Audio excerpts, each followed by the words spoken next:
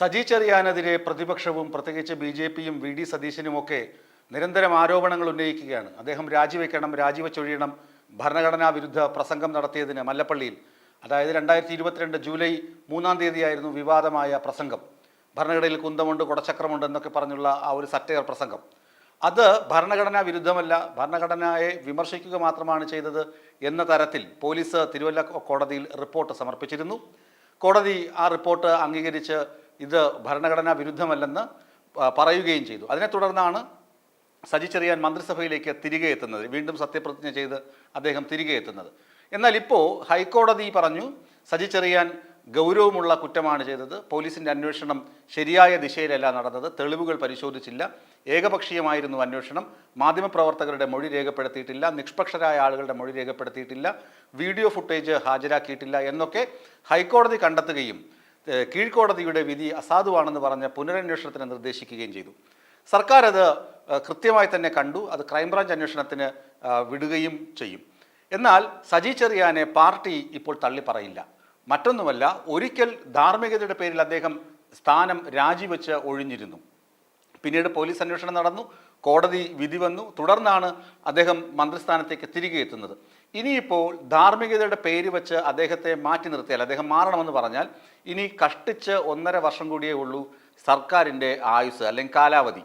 ഈ കാലാവധിക്കുള്ളിൽ ഒരു മന്ത്രി തന്നെ പലതവണ ഒരേ വിഷയത്തിൽ രാജിവെച്ചു എന്നൊക്കെ പറയുന്നത് സർക്കാരിന് ക്ഷീണമാണ്.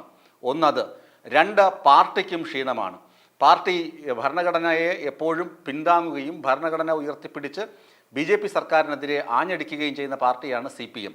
അപ്പോൾ ഭരണഘടനയെ തള്ളിപ്പറഞ്ഞ കേസിൽ, അല്ലെങ്കിൽ ഭരണഘടനയെ തള്ളിപ്പറഞ്ഞു എന്ന് വസ്തുതയിന്മേൽ ഒരു CPM നേതാവ് വീണ്ടും മന്ത്രിസ്ഥാനത്ത് നിന്ന് രാജിവെക്കുന്നത് പാർട്ടിക്കും ക്ഷീണമാകും.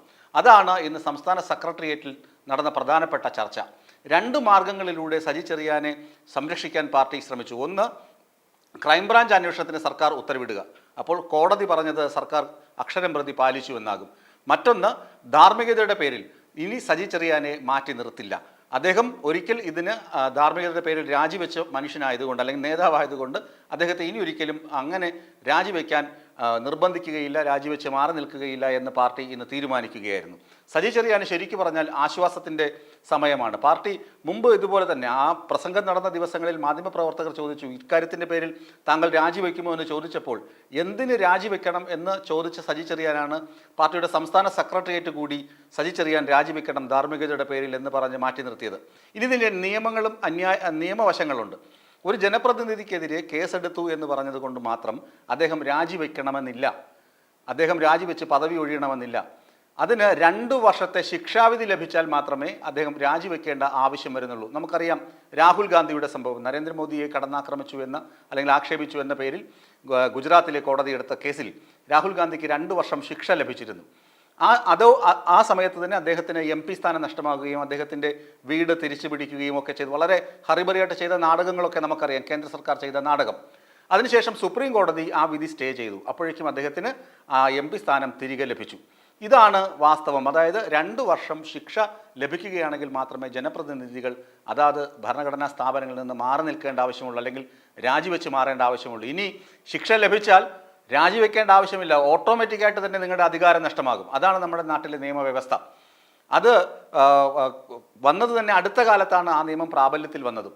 അതുകൊണ്ട് സജി ചെറിയാനെ ഇപ്പോൾ ധാർമ്മികതയുടെ പേരിലോ രാഷ്ട്രീയം പറഞ്ഞോ മാറ്റി നിർത്തുന്നത് കൊണ്ട് യാതൊരു അർത്ഥവുമില്ല. കോടതിയിൽ അന്വേഷണ റിപ്പോർട്ട് ക്രൈംബ്രാഞ്ച് സമർപ്പിക്കട്ടെ, അത് ആ അന്വേഷണം നിഷ്പക്ഷമായി നടക്കട്ടെ. സജി ചെറിയാനെയും മാധ്യമങ്ങളെയും ഒക്കെ പോലീസ് വീണ്ടും മൊഴിയെടുക്കട്ടെ, അവരിൽ നിന്നൊക്കെ മൊഴിയെടുത്ത് വീഡിയോ ക്ലിപ്പൊക്കെ പരിശോധിച്ച ശേഷം അത് കോടതിയിൽ സമർപ്പിച്ച് കോടതി അന്തിമ വിധി പറഞ്ഞാൽ മാത്രമേ, ശിക്ഷ ലഭിച്ചാൽ മാത്രമേ സജി ചെറിയാൻ പൊതുജീവിതത്തിൽ ഇനി മാറി നിൽക്കേണ്ട, അല്ലെങ്കിൽ അവധിയെടുത്തോ അല്ലെങ്കിൽ മാറി നിൽക്കേണ്ട ഒരു സാഹചര്യം വരികയുള്ളൂ ആണ് ഇന്ന് പാർട്ടിയുടെ വിലയിരുത്തൽ. അതുകൊണ്ടാണ് സജി ചെറിയാൻ തൽക്കാലം എന്നല്ല, രാജിവെക്കേണ്ട ആവശ്യമില്ല, മന്ത്രിസ്ഥാനത്ത് തുടർന്നുകൊണ്ട് തന്നെ അന്വേഷണത്തെ നേരിടാനുള്ള പാർട്ടിയുടെ പിന്തുണ സജി ചെറിയാൻ ലഭിച്ചത്. തീർച്ചയായും സജി ചെറിയാന് ഇത് വലിയ ആശ്വാസമാണ്. പ്രത്യേകിച്ച് സാംസ്കാരിക മേഖലയിലും, സാംസ്കാരിക വകുപ്പിലും അതുപോലെ തന്നെ ഫിഷറീസ് മേഖലയിലുമൊക്കെ നിരവധിയായ പദ്ധതികൾ നടപ്പിലാക്കിക്കൊണ്ട് ആസൂത്രണം നടപ്പിലാക്കുകയാണ്. മറൈൻ അവാർഡ് വരെ നമ്മുടെ സംസ്ഥാനത്തിന് കിട്ടി. മികച്ച ജില്ലയായി തിരഞ്ഞെടുക്കപ്പെട്ടു, മറൈൻ ജില്ലയായി. ഇതൊക്കെ ആ വകുപ്പിൻ്റെ അച്ചീവ്മെൻറ്റുകളാണ്. അതുപോലെ സാംസ്കാരിക മേഖലയിലാണെങ്കിൽ IFFK വരാൻ പോകുന്നു. അങ്ങനെ നിരവധിയായ പരിപാടികൾ ആസൂത്രണം ചെയ്ത് നടപ്പിലാക്കുന്നതിനിടയിൽ അല്ലെങ്കിൽ അതിൻ്റെ വക്കത്ത് വെച്ച് മന്ത്രിയെ മാറ്റി നിർത്തുന്നത് സർക്കാരിൻ്റെ പദ്ധതികൾക്കും തിരിച്ചടിയാകുമെന്ന വിലയിരുത്തലിലാണ് അദ്ദേഹത്തിൻ്റെ രാജി ആവശ്യപ്പെടില്ല, അദ്ദേഹം രാജിവെക്കാതെ അന്വേഷണം നേരിടട്ടെ എന്ന് CPM സംസ്ഥാന സെക്രട്ടേറിയറ്റ് തീരുമാനിച്ചത്.